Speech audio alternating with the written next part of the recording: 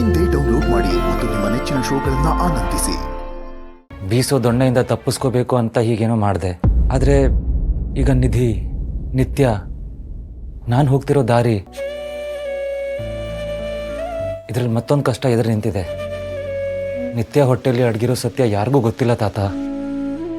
ತಾಯಿ ಗರ್ಭದಲ್ಲಿರೋ ಮಗು, ಗರ್ಭಗುಡಿಲಿರೋ ದೇವರು ಒಂದೇ ಅಂತ ನೀವೇ ನಂಗೆ ಹೇಳ್ಕೊಟ್ಟಿದ್ರಿ. ಇಷ್ಟು ವರ್ಷ ಡಾಕ್ಟರ್ ಆಗಿ ಪ್ರತಿ ಹೆರಿಗೆನೂ ದೇವ್ರ ಕಾರ್ಯ ಥರನೇ ನೋಡಿದ್ದೀನಿ. ಈಗಲೂ ನಿತ್ಯ ಮಗುನ ಉಳಿಸ್ಕೊಳ್ಳೋದು ನನ್ನ ಜವಾಬ್ದಾರಿ ಅಂತಲೇ ತಗೋತೀನಿ ತಾತ. ನನ್ನ ನಿರ್ಧಾರ ಸರಿ ಅಲ್ವಾ? ನಿಮ್ಮ ಆಶೀರ್ವಾದ ಇರುತ್ತಲ್ವಾ?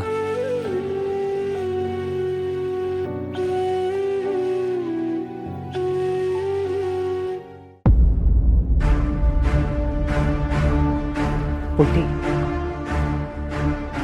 ಇವತ್ತು ನಾನು ನಿನ್ನ ಗಾಯದ ಮೇಲೆ ಬರೆ ಎಳೆದ್ಬಿಟ್ಟೆ ಕಣೆ. ನಿನ್ನ ಜೊತೆಗೆ ತುಂಬ ಕಟುವಾಗಿ ನಡ್ಕೊಂಬಿಟ್ಟೆ. ಈ ನಿನ್ನ ಶಾಂತಿನ ಕ್ಷಮಿಸ್ತೀಯ ಅಲ್ವಾ?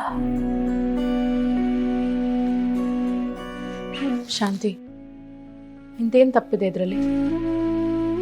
ಹೆಜ್ಜೆ ಇಟ್ಟೋಳು ನಾನು. ನನ್ನ ಜೀವನ ಚೆನ್ನಾಗಿರ್ಬೇಕು ಅಂತ ಕನ್ಸು ಕಟ್ಟಿದೋಳು ನೀನು. ಅದು ಎಲ್ಲಿ ಕೈ ಜಾರಿ ಹೋಗುತ್ತೋ ಅನ್ನೋ ಭಯದಲ್ಲಿ ನೀನು ಹಾಗೆಲ್ಲ ನಡ್ಕೊಂಡೆ ಅಷ್ಟೇ.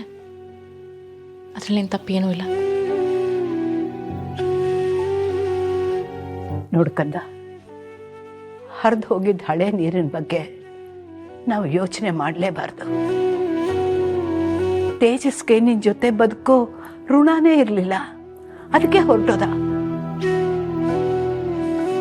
ಈಗೇನಿದ್ರು ಕರ್ಣನ್ ಜೊತೆ ಹೇಗೆ ನಿನ್ನ ಜೀವನ ಹಂಚ್ಕೊಳ್ಳೋದು, ಅವನ ಜೊತೆ ಹೇಗೆ ಬದುಕಬೇಕು ಅನ್ನೋದ್ರ ಬಗ್ಗೆ ಯೋಚನೆ ಮಾಡಮ್ಮ. ನನಗೆ ಗೊತ್ತು ಪುಟ್ಟ, ನೀನು ಕರ್ಣನ್ ನೋಡಿದ್ರೆ ಮಾತಿಗಿಂತ ಮುಂಚೆ ಸಿಟ್ಟೆ ಬರುತ್ತೆ ಅಂತ. ಆದರೆ ಇನ್ನು ಮುಂದೆ ದಿನ ಬೆಳಗಾದ್ರೆ ನೀನು ನೋಡಬೇಕಾಗಿರೋದು ಕರ್ಣನ್ನೇ.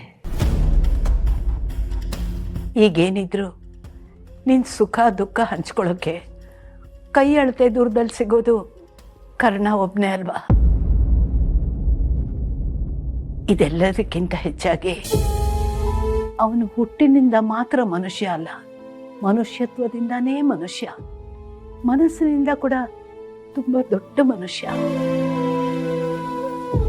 ಅವನ ಮನಸ್ಸಿನಿಂದ ತುಂಬ ಒಳ್ಳೆಯವನು ಪುಟ್ಟ. ಕರ್ಣನ್ ಒಳ್ಳೆತನದ ಬಗ್ಗೆ ನನಗೆ ಯಾವ ಅನುಮಾನನೂ ಇಲ್ಲ ಶಾಂತಿ. ಒಂದಂತೂ ಸತ್ಯ,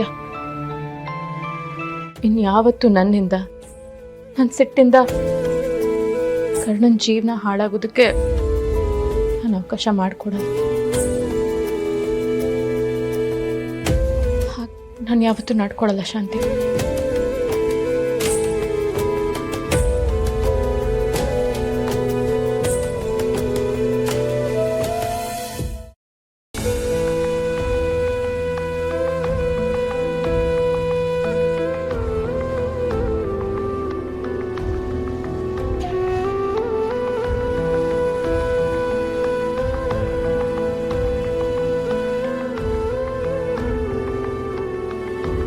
ನಿಧಿ, ಈ ಹಾರ್ಟ್ಗೆ ನಿಧಾನವಾಗಿ ಚೆನ್ನಾಗಿ ಹೂಗಳನ್ನೆಲ್ಲ ಸುತ್ತು. ಏನ್ ಮುಖ ನೋಡ್ತಾ ಇದೀಯಾ? ನನ್ ಮೇಲಿನ ಸಿಟ್ಗೆ ಮುಳ್ಳಿಟ್ಬಿಟ್ಟಿಯಾ? ಚುಚ್ಚಿಬಿಡುತ್ತೆ ಮದುಮಕ್ಕಳಿಗೆ.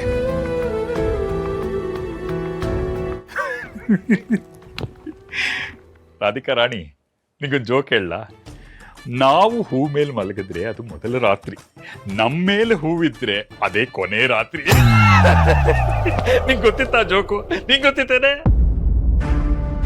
ಅಪ್ಪ ಸ್ವಲ್ಪ ಸುಮ್ನಿರು, ಯಾವಾಗ್ಲೂ ಒಟ ಒಟ ಅಂತಿರ್ತೀಯಲ್ಲ, ಹೋಗ ಆಚೆಗೆ.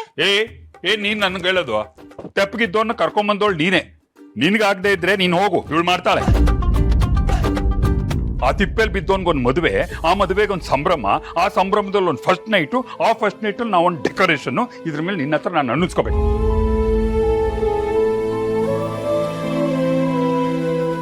ಹೇಳಿ ಸೀತಾರಾಮ್. ನಿಧಿ, ನೀನ್ ಇದನ್ನೆಲ್ಲ ಹೇಗ್ ಸಹಿಸ್ಕೊಂಡಿದ್ಯೋ ನನಗಂತೂ ಗೊತ್ತಿಲ್ಲ. ಆದ್ರೆ ನನ್ಗಿದನ್ನೆಲ್ಲ ನೋಡೋದಕ್ಕೆ ತುಂಬಾ ಬೇಜಾರಾಗ್ತಿದೆ ಕಣೆ. ನಾವೆಲ್ಲ ಇದ್ದು ಏನೂ ಮಾಡೋಕ್ಕಾಗ್ತಿಲ್ಲ ಕಣೆ. ಹಾಗೇನಿಲ್ಲ, ನಾನು ಆರಾಮಾಗೇ ಇದ್ದೀನಿ. ನೀನು ಯಾಕೆ ಯೋಚನೆ ಮಾಡ್ತಿದ್ಯಾ?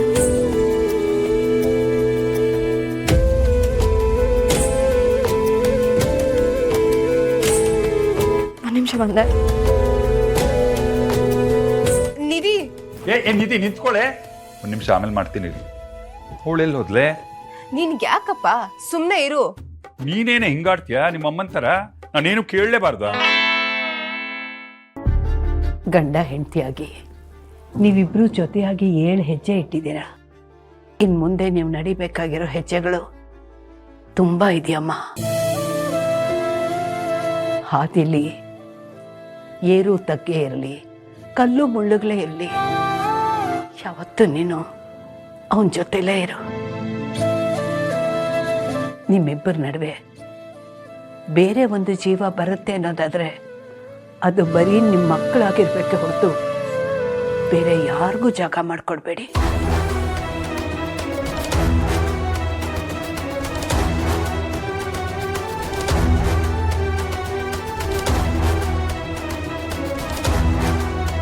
ಅರೆ, ಅಜ್ಜಿ ಹೇಳ್ತಿರೋದು ಸರಿನೇ ಅಲ್ವಾ? ನಾನು ಯಾಕೆ ಬೇಜಾರು ಮಾಡ್ಕೋತಾ ಇದ್ದೀನಿ? ಕರ್ಣ ಸರ್ ಮತ್ತೆ ಅಕ್ಕ ಮದುವೆ ಆದಮೇಲೆ ಅವರೇ ಅಲ್ವಾ ಜೊತೆಗಿರ್ಬೇಕಾಗಿರೋದು.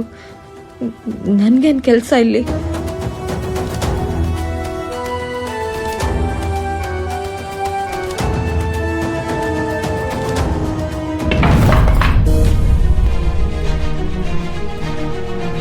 ಯಾಕೆ ಅಲ್ಲೇ ನಿಂತ್ಕೊಂಡಿದ್ಯಾ?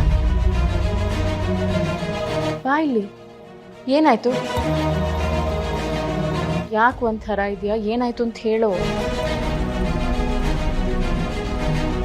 ಅಯ್ಯೋ ಅಕ್ಕ, ಏನಿಲ್ಲ ಕಣೆ, ಅದು ರೂಮ್ ರೆಡಿ ಇದೆ, ಕರೀತಾ ಇದ್ದಾರೆ. ಅದನ್ನು ಹೇಳಕ್ ಬಂದ್ಯಾ? ಬಾ ಮರಿ, ಬಾ. ಶಾಂತಿ, ಇವತ್ತಿಂದ ನೀವಿಬ್ರು 2 ದೇಹ 1 ಜೀವ ಅನ್ನೋ ಹಾಗೆ ಬದುಕಬೇಕು.